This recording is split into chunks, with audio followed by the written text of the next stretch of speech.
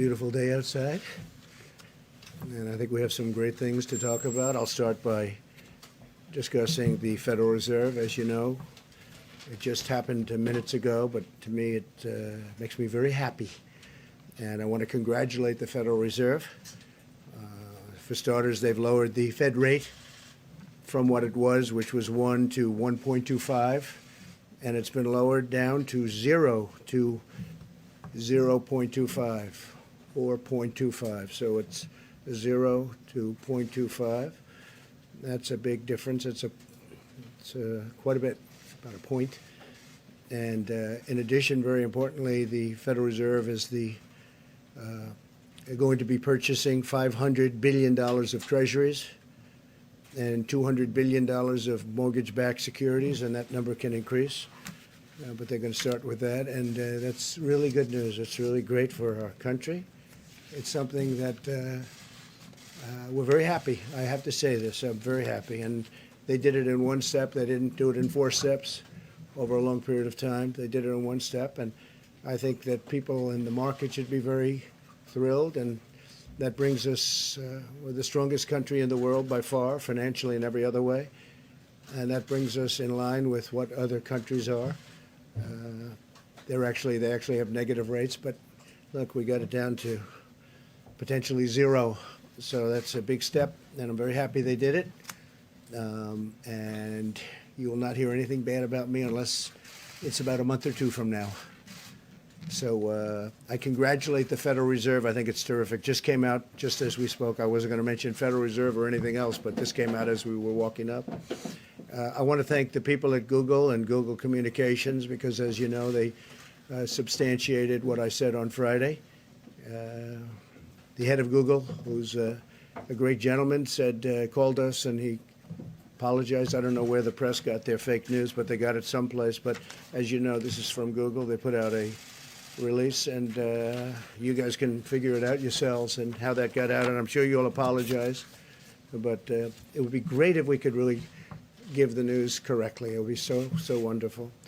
I just had a phone call with very impressive people, the biggest in the world of stores and groceries and all, and I'll give you the names.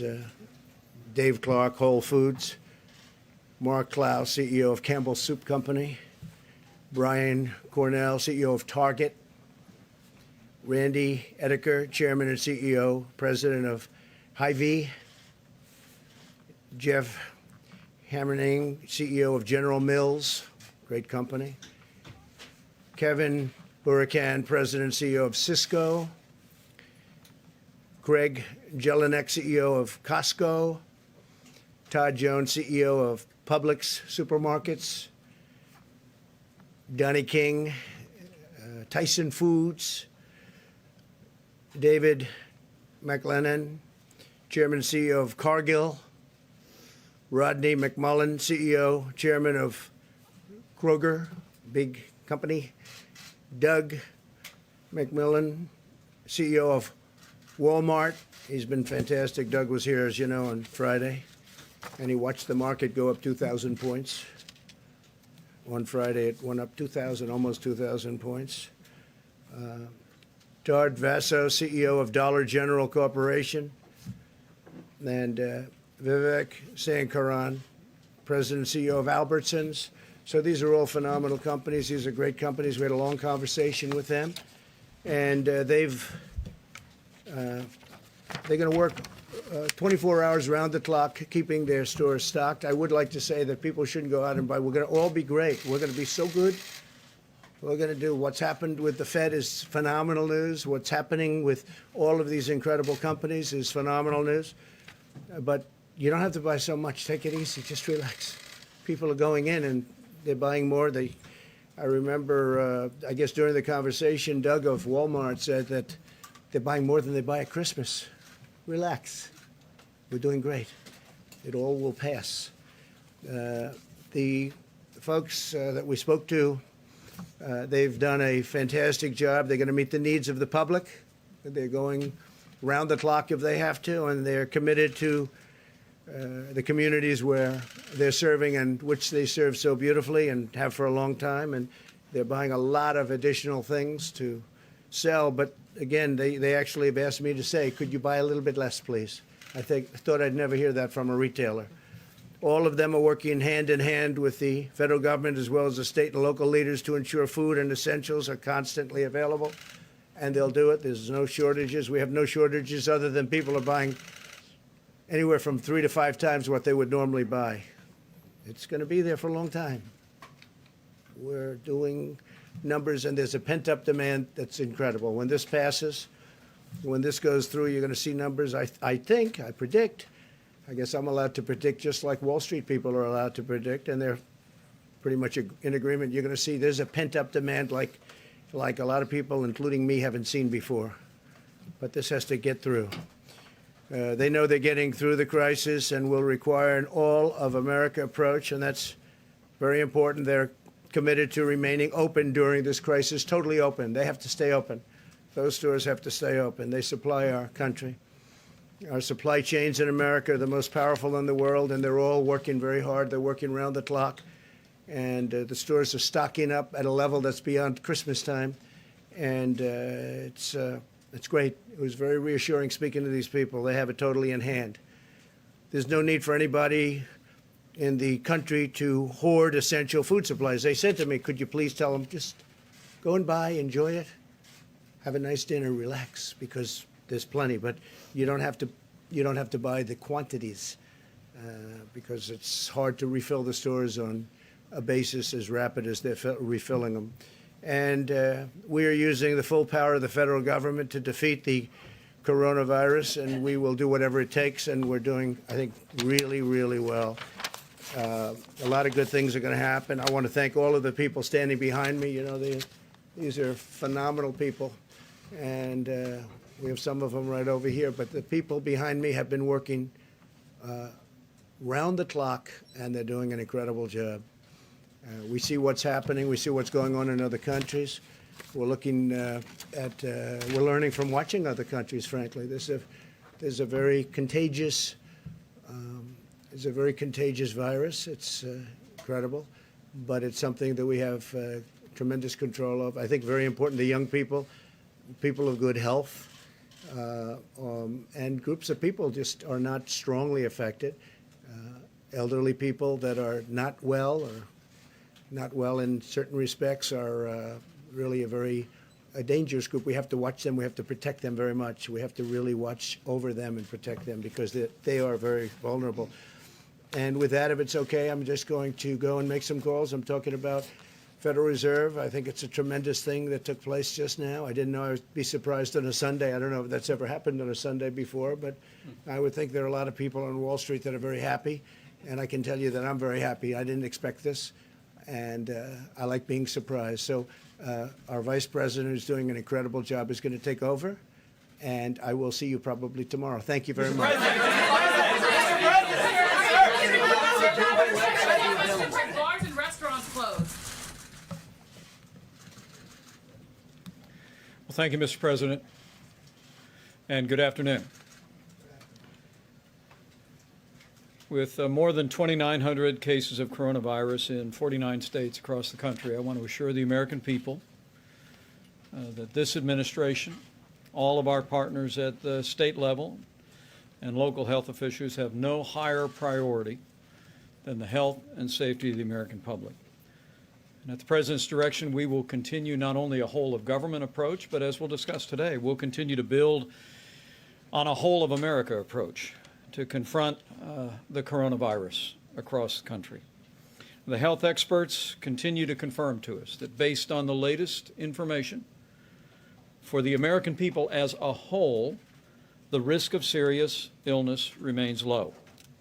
But because the risk is heavily weighted to the most vulnerable, to people with immunodeficiencies and to people who are elderly with serious underlying chronic health conditions, our administration, and I know state administrations, will continue to focus on the most vulnerable, and we will continue to urge every American to be vigilant in practicing good hygiene, taking the advice of the CDC and local health experts to keep those most vulnerable safe. I know I speak on behalf of the President and our entire team when I say how grateful we are for governors all across the country and the seamless partnership that we have forged with them and with state health officials, with our federal team. I spoke today to Governor Pritzker of Illinois, and we are in continuous communication with governors a phone call away. They know that they can contact us and address even the smallest need, because as a former governor, I know firsthand that when it comes to health challenges in America, our states are on the ground in the lead, our local health organizations, and we've built a great partnership. We also want to express great appreciation to the American people. Not surprisingly, it is inspiring to see the way tens of millions of Americans are responding with compassion, with common sense, and we want to express particular gratitude to communities of faith that participated in today's National Day of Prayer. We've seen places of worship implementing policies to keep those most vulnerable safe, and also we're seeing communities of faith already stepping forward to support and to encourage those most vulnerable. I heard tell of a church back in Indiana that's actually no longer having services till April 10th, but in the meantime, they'll be offering daycare to the children of healthcare workers in central Indiana. And churches all across the country are taking the opportunity to reach out and put feet on their faith, and it's truly inspiring. As the President mentioned today, he spoke today to leaders in the grocery store industry and where people buy our food, and we heard and we're reminded that America has the most efficient and effective supply chain in the world, and it's working just fine. As the President said, he received a commitment from those grocery store executives that stores will stay open throughout the days that lie ahead. We were told that hours may be reduced to allow for cleaning and to resupply, but American families can be confident your local grocery store is going to be open, it's going to be well supplied, and they specifically asked us to encourage Americans just buy your weekly needs in grocery, because the grocery stores will remain open. Also, very movingly, those same executives all reiterated their commitment to continue to support local food banks in the way that our grocers continue to do around America. Tomorrow, the President and I will be briefing all the nation's governors, states and territories, and the District of Columbia. We'll be speaking about the progress that we're making, and we'll be speaking to them specifically about our widening partnership on expanding testing to the American people. So allow me to speak to that issue, and then I'm going to recognize Admiral Brett Kouar, who will describe for us the excellent work the Public Health Service is doing. Dr. Birx will describe the importance of the new national public-private partnership for diagnostic testing that is going to open the door to thousands of more tests in real time for the American people in the days ahead. First, some fundamentals. As the American people know, testing is now available in all 50 states. Either state labs are either conducting the tests themselves or the CDC is processing tests. They're using the traditional manner of a manual test that allows for 40 to 60 tests a day. It is among the reasons why the President several weeks ago tasked this group at the White House to reach out to commercial labs around the country and forge that public-private partnership that would bring the high speed, or more accurately, the high throughput testing for coronavirus available in real time. And based on the unprecedented speed of the FDA, which last week approved high throughput coronavirus testings for Roche and Thermo Fisher, we will now have access in the days ahead to more than 2,000 labs across the country that have the equipment today to process coronavirus tests much more rapidly and a much higher volume for the American people. In terms of delivering those services, more than 10 states, in addition to CDC labs, and public health labs, and labs that states can now authorize in their states, more than 10 states have implemented their own drive-through testing sites And we want to commend New York, Colorado, Delaware, Washington State, Texas, and others that have implemented these on-site places where people can obtain tests. Most are using the current CDC testing, the manual testing, but we are working closely with our governors, as you will hear momentarily, to make sure that the new testing regimen is available for their remote sites as well. As I mentioned, as of Monday, we will have more than 2,000 labs coming online with the high-speed testing, and we are connecting states to those testing methods. We're also working with a number of retail partners to add to the work that states are doing around the country, working to set up parking lot testing centers outside of stores, and Admiral Brett Garrar will detail the progress that we've made over the last 72 hours. Following the President's declaration of emergency, the Admiral and our Public Health Service have forged a partnership now with FEMA, made possible by that declaration, and they've reached out to all 50 states to create a process that will enable all Americans who need to be tested to go to a community-based testing site outside of usual healthcare facilities. The focus of these tests, as Dr. Birx will describe momentarily, will be on those most in need. A priority will be placed on healthcare workers and first responders who are out there coming alongside people that are being impacted by the coronavirus. We want to make sure they have access to the testing as a priority. And then Americans 65 or over with a cough or a fever or other symptoms will be prioritized over other tests that are extended. As I mentioned, Admiral Garrar will describe the progress that we've made in just a few moments, but we're going to continue to work very diligently, hour by hour, day by day in the days ahead, to expand testing around the country and access to this extraordinary and unprecedented national public-private partnership for diagnostic testing.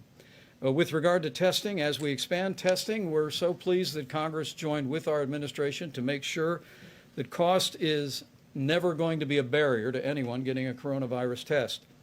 As you recall, several weeks ago, the President directed a change in our Medicare and Medicaid programs to ensure that coronavirus testing was included.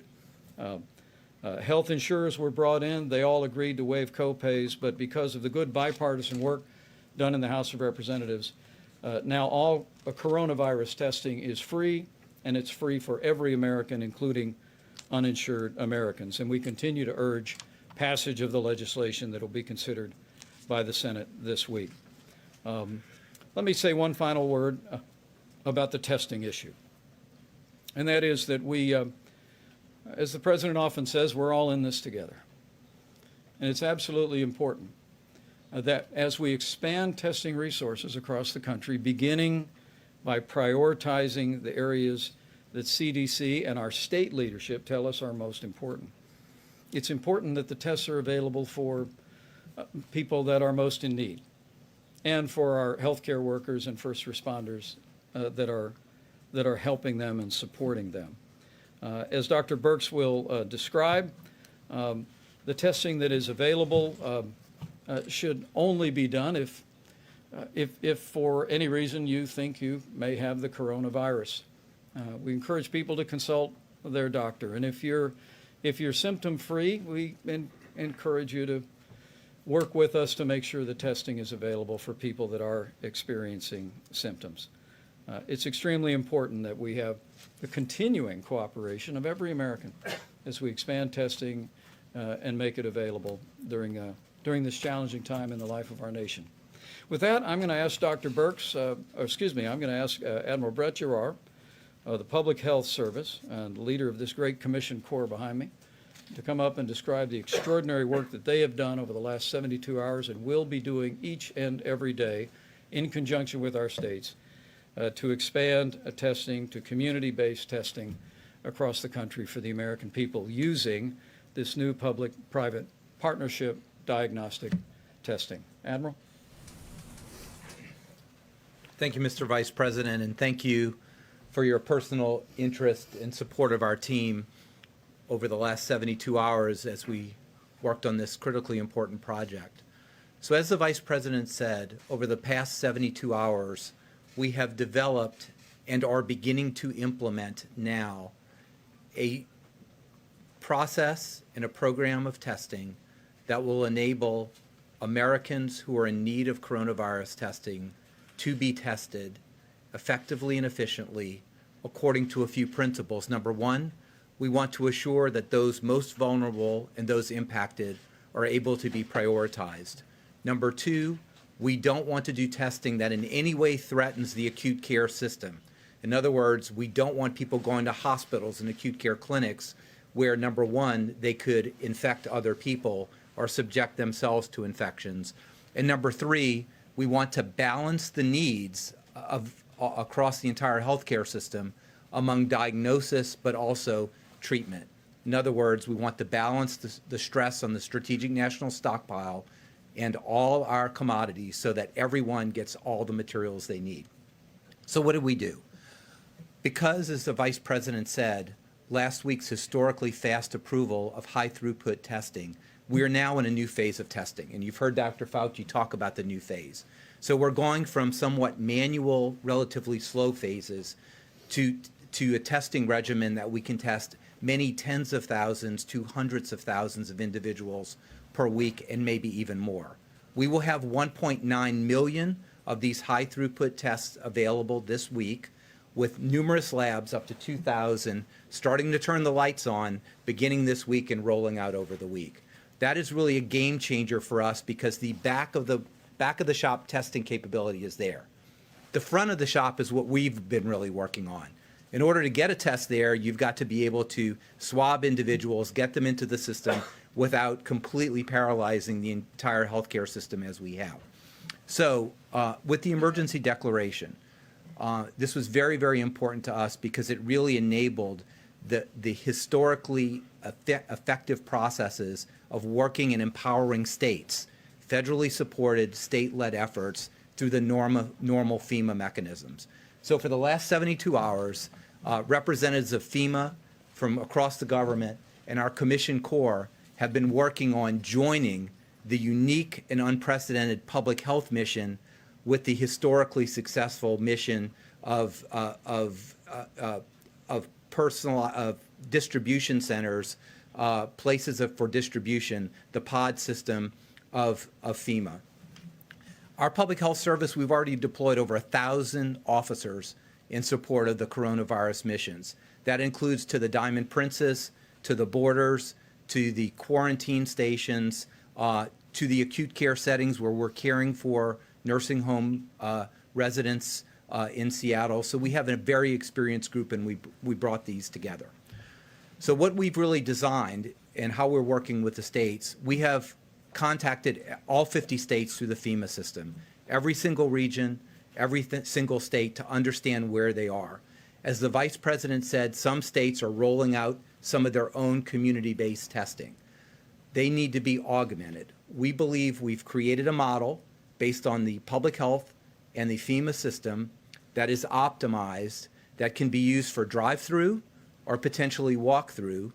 Each of these pod-based units, we believe, can screen 2,000 to 4,000 individuals a day for testing with all the appropriate personal protective gear, all the appropriate back end and linkage to the public health system, including testing. We know that we have the logistics to do that. We know we have the materials to do that. And again, this is federally supported state-led efforts. Many states need the full meal deal. They want dozens or of public health service officers to work in protective gear to actually test. They need supplies like protective gear. They need swabs. They need the logistical supports. Other states only need a fraction of that. They may have all the personnel, but they really need the know-how, the template, and some of the gear that we provide. We are going to start implementing this system this week in a number of states, primarily those that are the hardest hit right now or are on the rise, and the CDC advises us that that's when they need the testing. I want to emphasize again that we're focusing on two very important groups, and you'll hear this said 3 or 4 different ways, and the groups that really can be the most impacted or impactful in our outbreak. Number one, is healthcare workers and first responders. This is very important for two reasons. Number one, we have to take care of the healthcare workers and responders because when America needs them, they need to be available, healthy to provide the care that we all deserve. But it's also important that if they feel they have a risk of having contacted coronavirus, that we test them so they cannot spread that, for example, in long-term care facilities where the elderly are. And the second group would be the elderly. And we are classifying that according to risk as those 65 years of age or older who have a respiratory symptom and a fever of 99.6. That's a lower number than you've seen before because those who are older do not spike high fevers like children do, 104, 105. So you set the bar just a little bit lower. We do that because we know that they are high risk of bad consequences, and if they test positive, they can engage with their practitioner, telehealth provider, or get in the system to make sure they have just an outstanding outcome. So that is really where we are. We've made really unprecedented progress. You will see these sites rolling out progressively over the week. This is not make-believe. This is not fantasy. We've developed the model. We've talked to the states. We're focusing on specific locations now. We will start shipping gear, stuff tomorrow. We will start deploying officers tomorrow and Tuesday, and we'll begin seeing these sites, in addition to the ones that are springing up now, implemented during this week. We will have the capability of testing tens of thousands of additional people through these sites every week, in addition to all the capability that's now going to be distributed in the 2,000 laboratories in the major central core laboratories. And I know you have a number of questions that hopefully in the question and answer session we'll be able to answer for you. But I think this is just a great linkage. I'm a pediatric ICU doctor. I take care of sick people. I know what happens when you get respiratory illness. The Surgeon General is an anesthesiologist who takes care of people who have respiratory difficulties and manages that. So we know how this works. We've been there. The most important thing we've worked on right now is making testing accessible because of the advances of the FDA and private industry to make these high throughput tests. Now we can work on the front end. With the emergency declaration, we have all the tools, and all of government has really come together with industry, not just government and states. It's really been private industry, the manufacturers to bring the swabs, the personal protective gear, the laboratory testing, the shipping, the fronts with Walgreens and Walmarts working as potential sites. This has been something in my mind has been unprecedented, the entire society approach working so intensely over the past, certainly over the past weeks, but incredibly on this project over the past 72 hours. Thank you, Admiral. And let me say, we are moving out now that we have the public-private partnership with the major commercial labs. And now you have our public health team as well as FEMA moving out, connecting to the states to deploy these point of distribution community centers. We'll also be working closely with members of the media in individual jurisdictions, as well as we're working with Google and other tech companies to make sure that there's online resources where people will be able to readily access a questionnaire that will walk them through the symptoms and whether or not a test might be indicated. And also, in the days ahead, we look forward to that same website being able to direct people to the nearest community center or drive-through center that's available.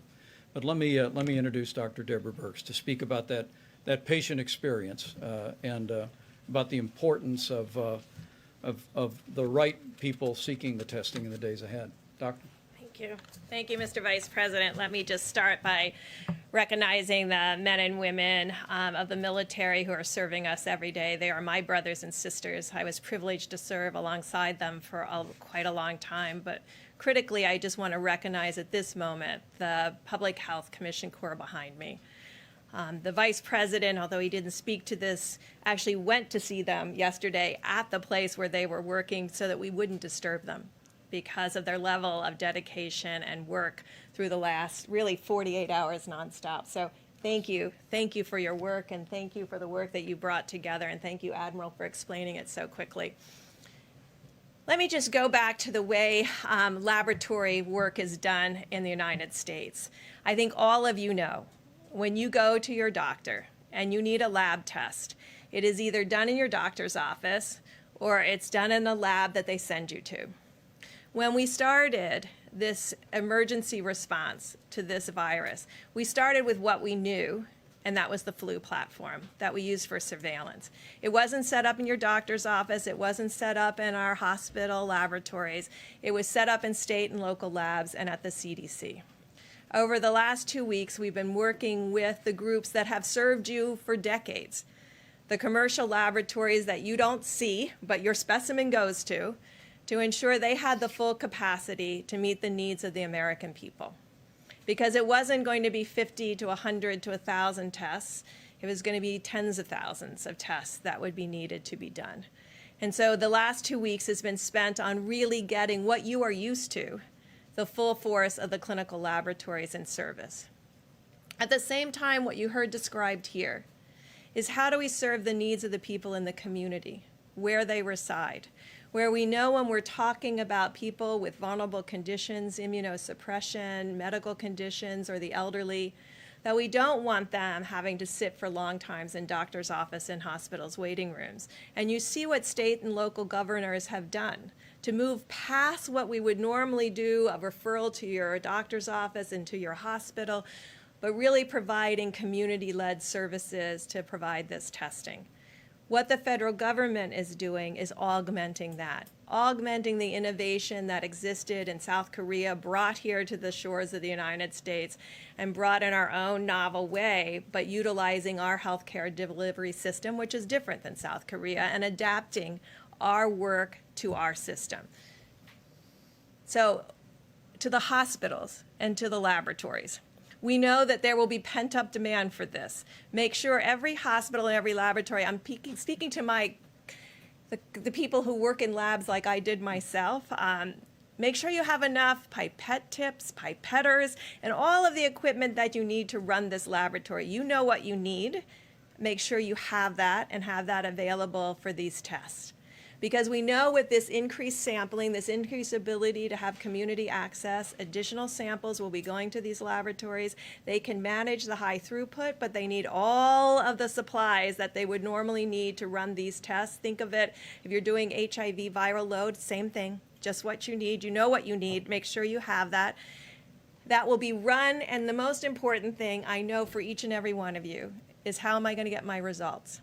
And so we're making sure also that the end of reporting is also there, that the reporting is available to you, to your doctor, and also to the state and local governments and the federal government, not with your personal identifiers, but to really understand where there are positives, where there are negatives, so we can ensure that healthcare providers have what they need to meet the demands of the American people and their health needs when they're there. Now let me just say one bit about reporting. So you will notice as these tests roll out over this next week, we will have a spike in our curve. For those of you who watched China and China reporting, remember when they changed their definition and all of a sudden there was a blip in their curve? We are going to see that. We are going to see a spike as more and more people have access. And I want to finish by again reminding people how important it is. I know everybody's going to want to go to these drive-thrus, but if we could prioritize, like we have asked you to prioritize the care of every person with a pre-existing condition and immunosuppression and the elderly with existing conditions, we've asked you to prioritize them, and we ask you to prioritize them in the lines, so that our first responders and our healthcare providers and everybody who has difficulty to get to doctors' offices can utilize this system while we bring all the other traditional systems that you are used to and have availability for you online over the next few days and weeks. So thank you for constantly reminding us how important it's a response of all of America for Americans. All of America for Americans. It's a privilege to be part of this solution and be part of this team. And again, I want to close by recognizing the Commission Corps. They have spent, I'm not sure they had anything but pizza to eat for the last 2 days, but we appreciate greatly. Donuts. All right, don't follow their guidance. Dr. Fauci.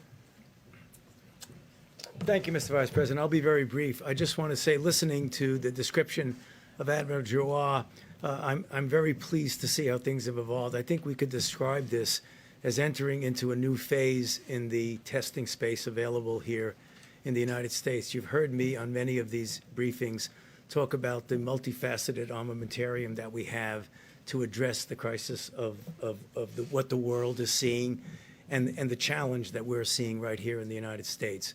I mean, obviously, the travel restrictions have been, in my mind, a very, very positive way that we have prevented more of the input from outside in that would seat us and make our job more difficult. And then we have, as I've mentioned, the containment and the mitigation from within. You're going to be hearing more about advanced guidelines about that, more precise instructions of how we can implement this mitigation within the community. But now that we have a situation that is going to be rolled out, and remember, I want to emphasize what was just said, we're not going to go from here to there overnight. It's going to be a gradual ratcheting up that I believe is going to happen quickly, so that then we can start talking about things and put behind us the multiple understandable questions about testing and move on to see how we can make this multifaceted approach really work for us. Because as I've said many times, and I'll repeat it, the worst is yes ahead for us. It is how we respond to that challenge that's going to determine what the ultimate endpoint is going to be. We have a very, very critical point now. If you look at the curves that I've described multiple times, this window that we're in is going to be very important for us to stay ahead of this curve. Thank you. Thank you, Dad. Stay close. Questions? Mr. Vice President, we've seen a number of communities across the country that are starting to either close restaurants, some are even doing curfews. Do you envision this happening kind of nationwide, where you'll see some rules come to effect saying, we don't want people out at places that are not essentially a Walmart or a grocery store of some kind or a testing center?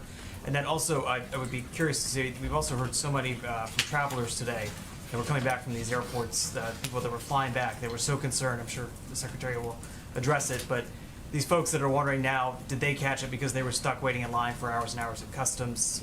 Your thoughts on that, sir?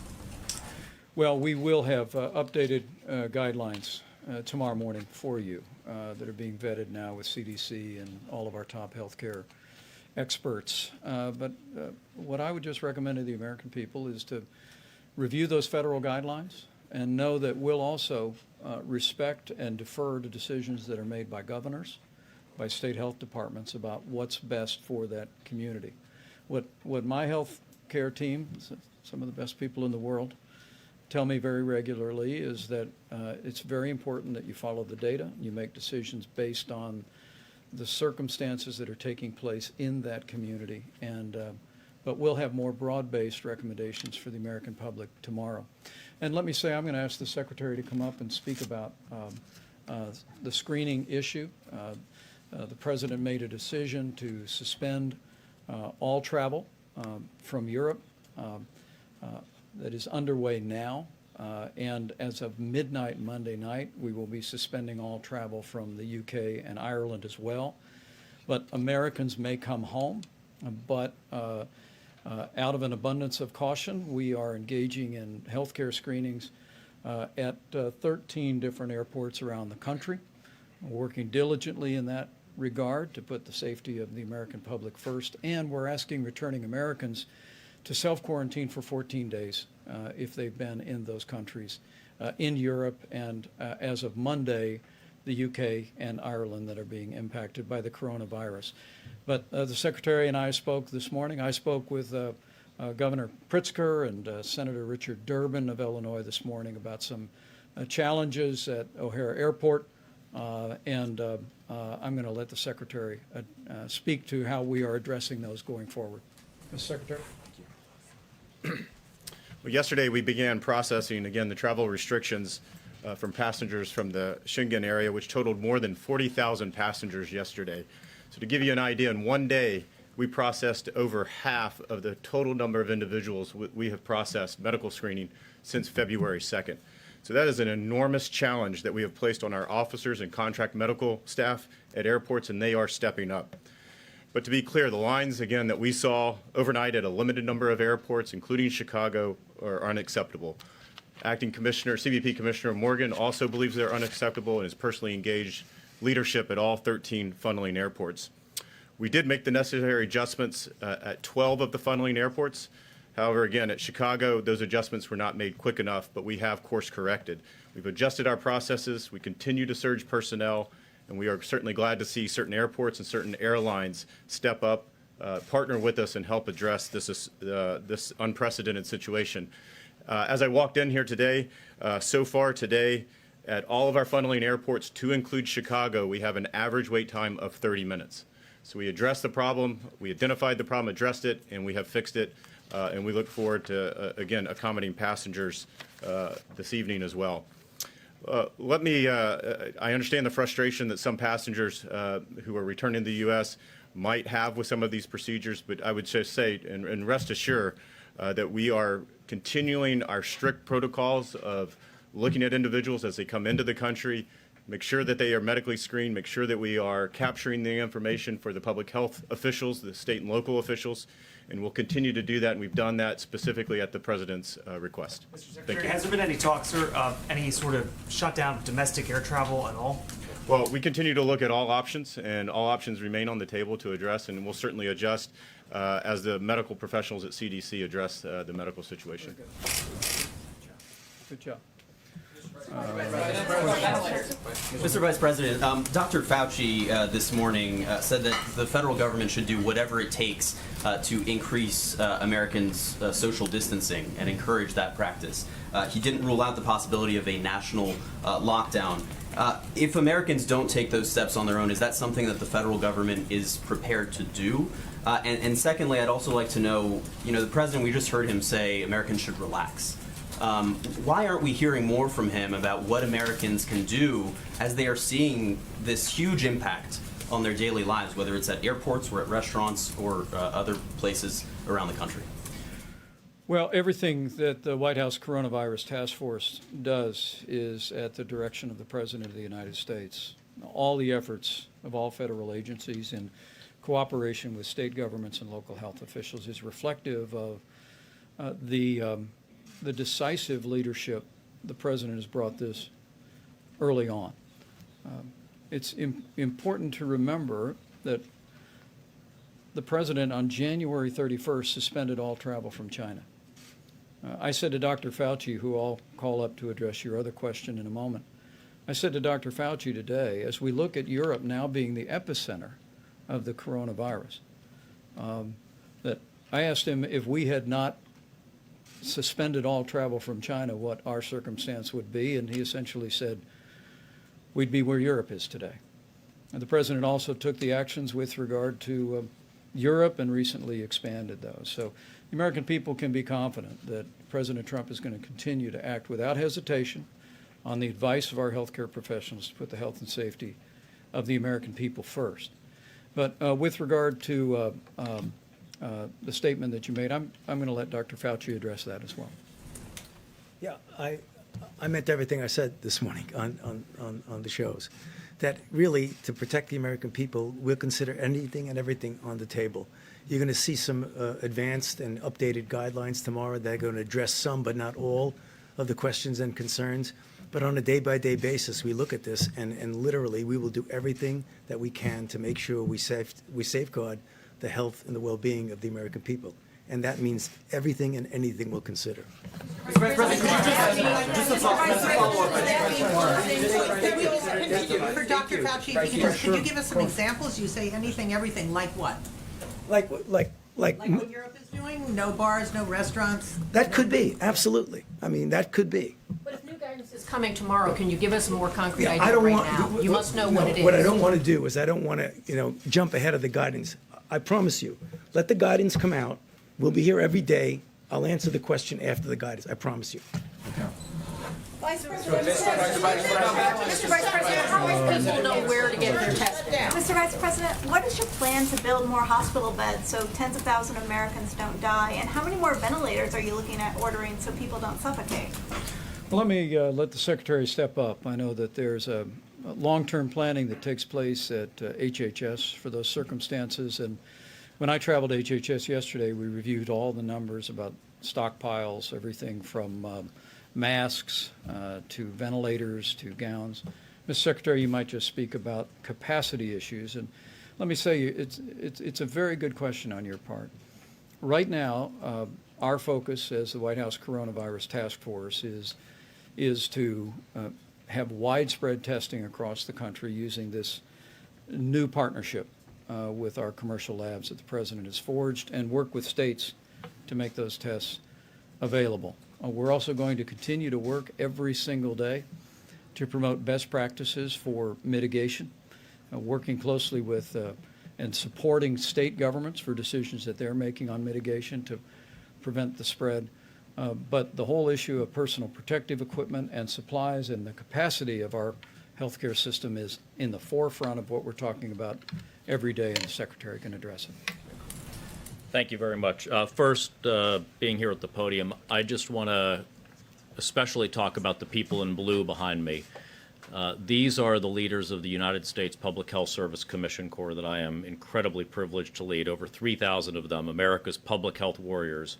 Whether it's going into the Eastern Congo or Western Africa to fight Ebola, or if it's staffing the nursing home in Kirkland, being on the World Health Organization team in China, or helping to facilitate community-based testing, these are America's public health heroes. And they rarely, in fact, I doubt that there has ever been a time in American history where the leadership of the Public Health Service Commission Corps has had the privilege of standing here on this stage behind the President and Vice President of the United States, and just wanted to commend that. In terms of our capacities in our healthcare system, any pandemic like this runs the risk of exceeding our healthcare system capacity. And we must acknowledge that.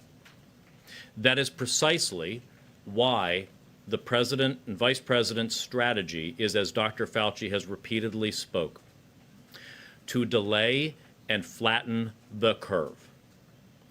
The point of this is, instead of a spike of the curve, to delay and flatten that curve with the hope that you can keep the utilization of resources to be within the healthcare system's capacities. In addition to that, the entire point of our pandemic planning over the last 15 years has been to put extra flex into our healthcare system. That's why we have hospital preparedness grants that we fund every year through our preparedness program. That's why we have in our strategic national stockpile ventilators, field hospital units like MASH units, if you'll remember those, that have capacity for hundreds of individuals. In terms of supplies, obviously this is an unprecedented challenge, unprecedented. And so we will work to increase the supplies of personal protective equipment, of ventilators, of field medical unit hospitals that we can deploy. We have tremendous supplies, but we want to acquire more.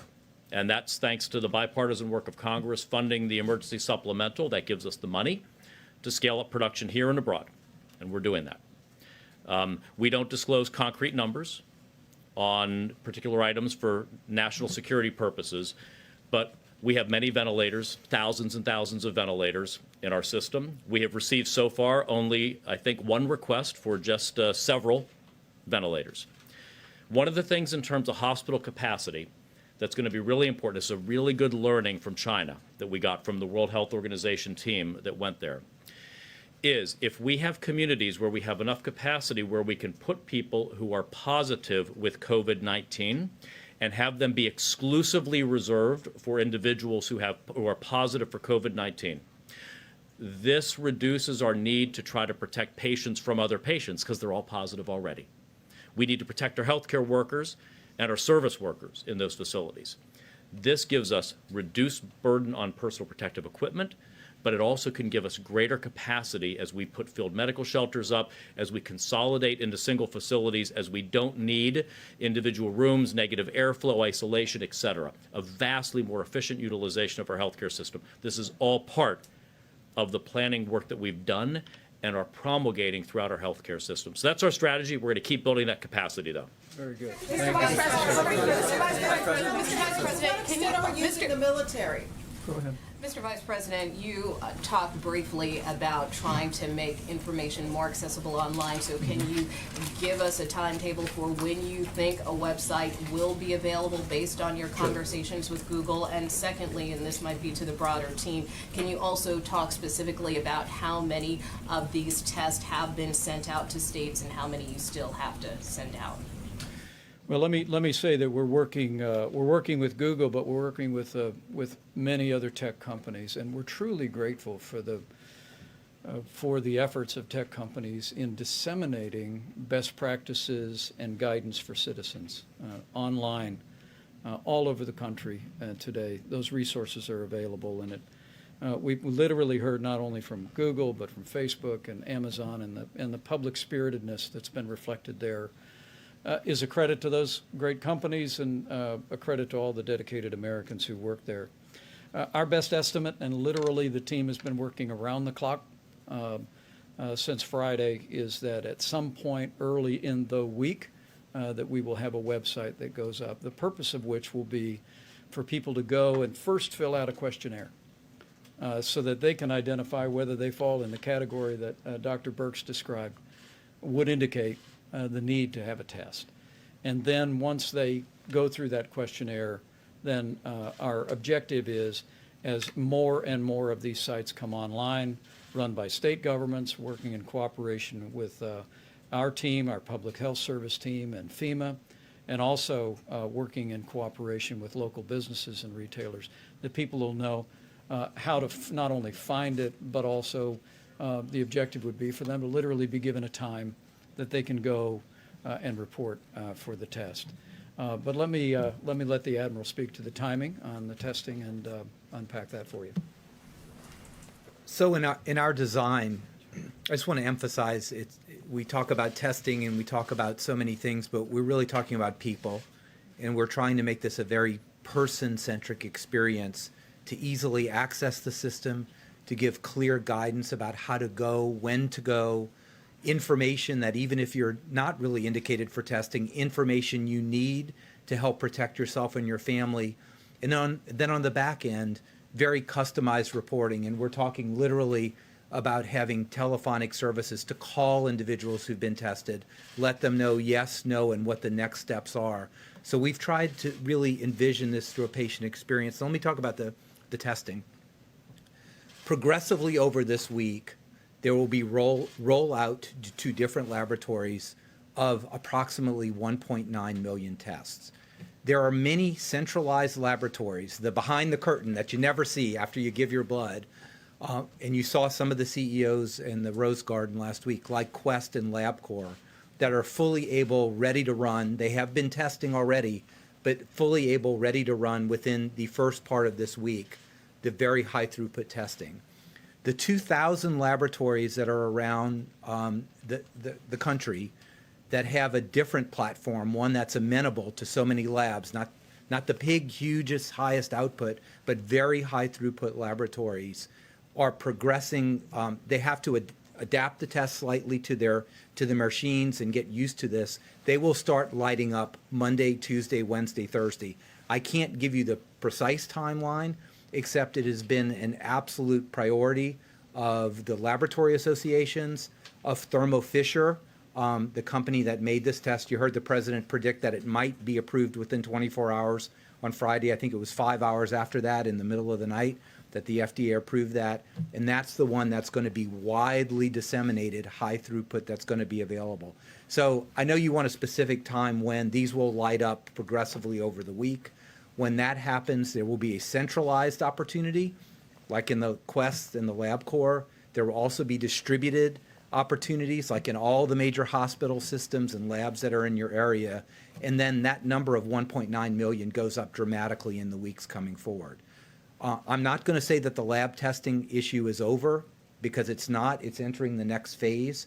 But the much higher priority now is, now that we have the testing available, how do we get people into the system to be tested in the appropriate, prioritized way? And that's what we've really been focused on. Information, website, points of distribution model that are tried and true, enabling the states, providing them with equipment, supplies, know-how, and commission corps officers as needed to help man these or staff these as we move forward. So you'll see this rapidly developing over the week. All right, guys, last question. Mr. Vice President, are you considering domestic arrest? Mr. Vice President, market futures are down despite the dramatic move from the Fed that the President applauded, which suggests that there's still concern about that we haven't done enough to respond to the economic impact of this deal, or of the coronavirus. I'm wondering when specifically we're going to hear from the White House about how you're going to impact or help impacted industries, from the airlines, the cruise ships. Right. And secondly, I wanted to talk about the legislation that came out. The White House fought to exclude workers at larger corporations from paid sick leave. And so I'm wondering what you say to somebody who flips burgers at McDonald's or works at one of these large chains that's worried about staying home and potentially missing a paycheck. Well, first, let me say we strongly support the House legislation, which, while it gives some flexibility to small businesses, which will be reflected in the regulations going forward, no American worker should worry about missing a paycheck if they're feeling ill. And we can't say often enough to our fellow Americans, if you're sick with a respiratory ailment, stay home. And as you've heard here today, over the course of this next week, we're going to see testing become much more widely available, beginning in the areas the CDC will focus us as the highest priority. But working with members of Congress, we've made sure that not only is testing free, but we have every confidence that the extension of paid and family leave to Americans will be extended in a way that should give every American that confidence. And let me say, with regard to the economy as a whole, I think the Treasury Secretary has been working very diligently on the President's behalf. We had the supplemental $8.3 billion bill. The House has now acted on important legislation that we fully support, and we hope the Senate takes it up this week.